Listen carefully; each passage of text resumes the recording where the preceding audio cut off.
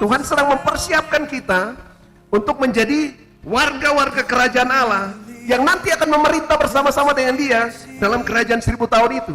Amin. Tapi sebelum itu terjadi, Tuhan mau kita dipola, dibentuk sehingga kita hidup di bumi ini pun kita bisa menghadirkan realita kerajaan Allah itu. Amin. Jadi saudara tidak saja bisa melihat kerajaan itu. Ulang sekali lagi, bagaimana kita melihat kerajaan itu? Melalui apa yang kita dengar. Amin. Waktu kita bicara terus tentang kerajaan, bicara tentang kerajaan, tanpa saudara-sadari, saudara sudah melihat. Amin. Melalui pendengaran kita. Amin. Lalu kemudian bukan saja kita melihat, tapi Alkitab bilang kita harus masuk.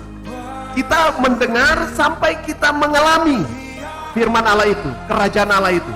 Itu yang disebut kita enter the kingdom, masuk ke dalam kerajaan Allah.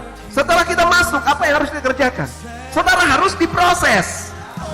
Saudara harus diproses untuk membuang semua pola, semua gaya hidup, semua mindset, semua pola pikir, semua tata nilai, semua kebudayaan yang dari dunia itu harus dibereskan.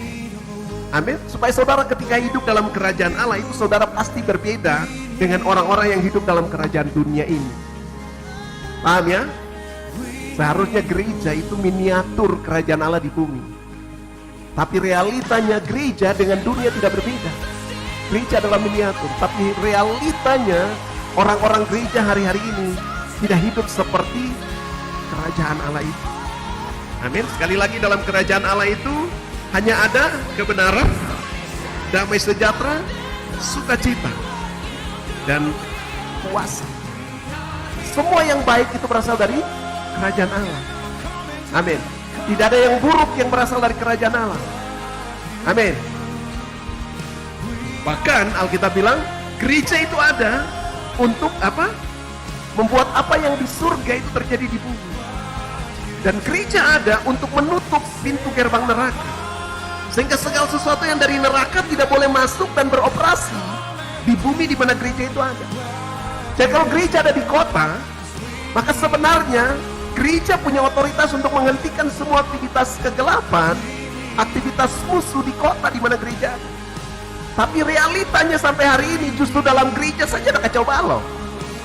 Dalam gereja saja ada perselingkuhan. Dalam gereja ada korupsi. Dalam gereja ada lain iri hati dengan lain. Itu berarti gereja tidak punya otoritas untuk menutup pintu neraka. Alkitab berkata, di atas batu karang ini aku akan mendirikan jemaatku dan alam maut tidak menguasainya.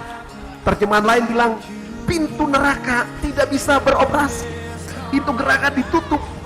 Semua kepahitan, kemarahan, kebencian, cerita orang, gosip, fitnah, kalau itu bukan berasal dari surga, tapi itu dari neraka.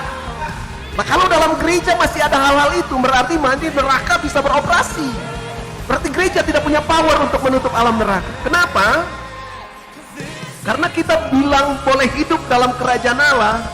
Banyak orang sudah berpindah ke dalam kerajaan Allah, tapi mereka masih membawa, mengkopi, menduplikasi, apalagi mengimitasi, ya, memalsukan semua yang dari dunia yang diinspirasi oleh kuasa kegelapan itu bawa masuk ke dalam gereja. Amin. Sehingga tidak ada perbedaan antara kerajaan Allah dan kerajaan dunia ini. Amin. Orang-orang yang tadi mengaku adalah orang-orang kerajaan Allah, tapi hidup mereka tidak beda dengan dunia. Di gereja mereka kelihatan seperti malaikat, bahkan lebih kudus dari malaikat, sampai malaikat minder lihat mereka. Tapi kalau di dunia sana mereka lebih jahat dari setan, sampai setan minder lihat mereka.